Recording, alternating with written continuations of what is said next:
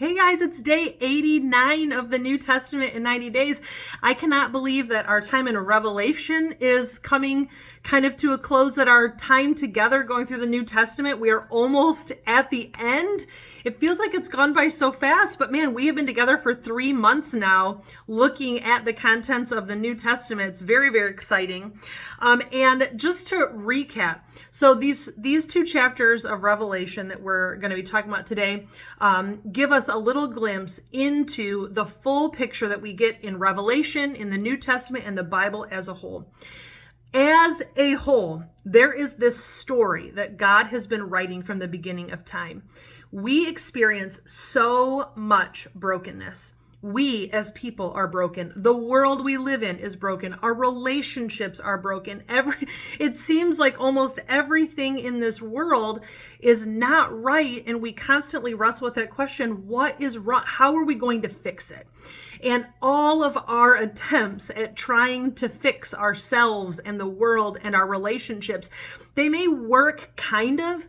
They might work for a little while, but they don't work ultimately. We have yet to find a solution.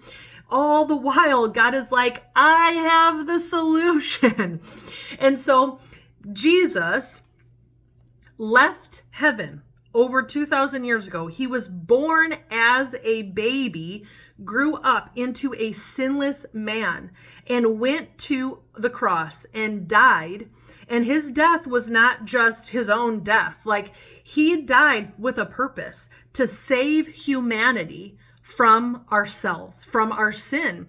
And so because he paid the penalty, if we place our trust in Jesus, then we receive salvation. We receive a relationship with God. We receive the indwelling of the Holy Spirit. And we receive the promise that someday, when God makes all things new, we get to be a part of that massive party, okay? And so that is what we are. We are almost there at the full culmination of God making everything right and new and perfect again. And so in chapter 19, it kicks off with, there's like a battle cry, there's a worship service, there's a banquet in heaven where, those who follow Jesus, the Bible constantly calls the followers of Jesus the bride of Christ. And so what we see is like a wedding banquet where Jesus, the groom, is united finally, perfectly with his bride, those of us who love him and follow him, the church. It is very exciting. Everyone in heaven is excited because they have been waiting for this moment, and it's finally happening.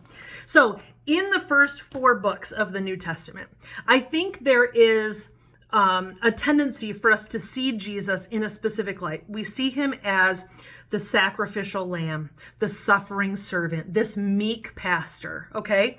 In Revelation 19, if we still have that picture painted of Jesus, it is like burned to a crisp and a new picture is painted for us.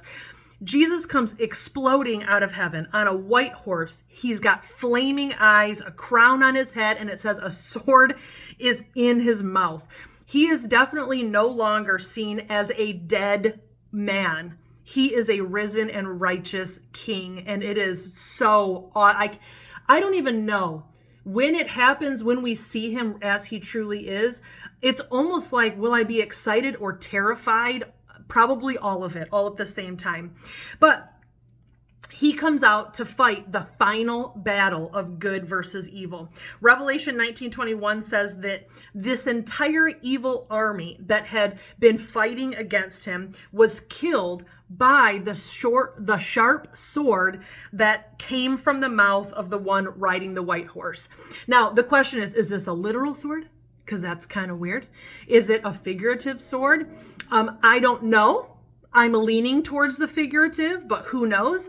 The interesting thing is that if you look all the way back at the very first book of the Bible, Genesis, you see that God creates everything by speaking it into existence. It's like light, let there be light, and then there was light.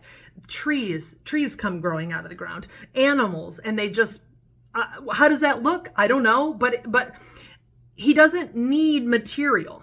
Like he creates with the words of his mouth. And even humanity, like it says, he breathed the breath of life into Adam. He could just take this thing, this like mold of a human, and breathe into him, and he has life, like the incredible power in his mouth. And then we see that what was used to bring life, now with that same mouth, he is annihilating his enemies. He doesn't need any weapons. He doesn't need a physical sword because he has power in his words. Crazy. So Satan then gets thrown into what's called the bottomless pit. He's locked up. Then, because he will never, ever learn, God lets him out for a hot minute. He attempts to create, he's like, you know what? I think if I just create one more army, I will win against this guy. And he doesn't. And then it says that he gets tossed into a fiery lake of burning sulfur. No bueno, if you know what I mean. Okay, then we get into chapter 20. So chapter 20 ends, this is the interesting part. Chapter 20 ends with everyone standing before God's throne to be judged. And it says, the final verse of chapter 20 says, anyone whose name was not found recorded in the book of life was thrown into the lake of fire, along with Satan. So, is this a literal lake of fire? Is this a figurative lake of fire? You know, it's crazy because a lot of Revelation we don't know. Some of this could be literal, some of it could be figurative, and we don't know. We won't know until it ends. And I know for me, before I became a Christian, I grew up in church, I heard stuff like this. I'm like, well, you know, maybe God won't be super angry at me. Maybe he'll just put me in like the shallow end of the lake of fire and it won't be so bad there. Or maybe it's not really a literal lake of fire. Maybe it's just like, I'll be really sad, you know? And I was trying to like do the mental gymnastics in my mind and figure out how bad or how not so bad is like eternity going to be for me, because I don't follow Jesus. And, you know, and if that's you, I just want to encourage you. That is a terrible waste of your time. Quit trying to figure out how you can make eternity not so bad for you. There is glory and joy and a banquet and celebration and wiping away every tear from your eye. Like all of that is available to you. Just quit thinking about that and follow Jesus. And then you'll be a part of the celebration. Like that is a way better use of your time. Now, what I want to share with you though, this is, I just love how the Bible, it's all connected, okay? The very last, so we're looking at the very last book of the entire Bible. If you look at the very last book of the Old Testament, it's called Malachi. And in Malachi 3, verses 16 through 18, it talks about this record of names of the names of those who feared God. Okay, so listen, this is what it says. Again, this is the last book of the Old Testament in Malachi. It says, in God's presence, a scroll of remembrance was written to record the names of those who feared him and always thought about the honor of his name. They will be my people, says the Lord of heaven's armies. On the day when I act in judgment, and that's what we see here in Revelation, right? On the day when I act in judgment, they will be my own special treasure. I will spare them as a father spares an obedient child. Then you will again see the difference between the righteous and the wicked, between those who serve God and those who do not. So, are you wondering if your name, like I can't tell you if your name is written in the book or not. But I can tell you the people whose names are written in the book have some common traits about them. It says that they are obedient. They're obedient children. They're righteous. They serve God. Those are things that we know to be true. So if you are on the fence about Jesus, like quit wasting your life. It's not worth it. I can tell you. I've done all the things. I've lived all the life. I've tried everything that this world can offer. And it does not satisfy. It does not.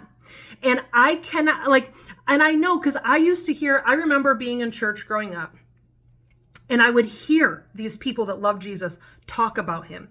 And I felt like the only way I can explain it is I felt like I was standing on the outside of a glass house.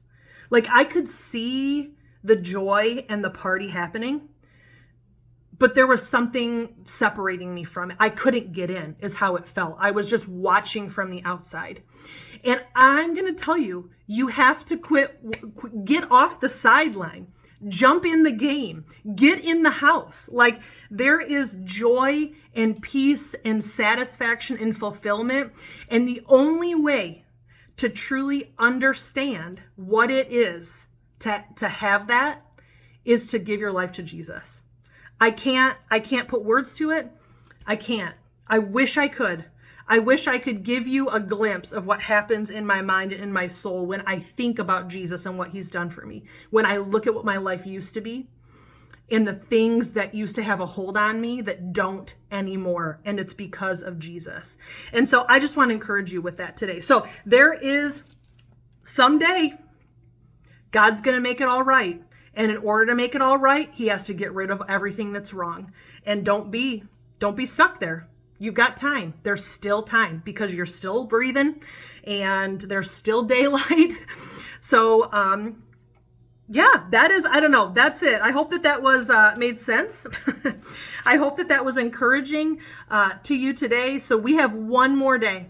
Tomorrow is the final day. We will see the end of Revelation. What happens? Jesus comes and he says some things. We're going to see what he says. But for today, if you would like to have a conversation about anything I shared, anything in this book, I would love to have a conversation with you. So please, please, please feel free to reach out. You can leave a comment on the video. You can send me a private message. If you have my phone number, text me. If you know where I live, come knock on my door, okay? I want to talk to you about Jesus so that you can know the peace that he offers and the joy that he offers. So that's it for today. If I don't hear from you today, I hope that I'll see you tomorrow. Bye, guys.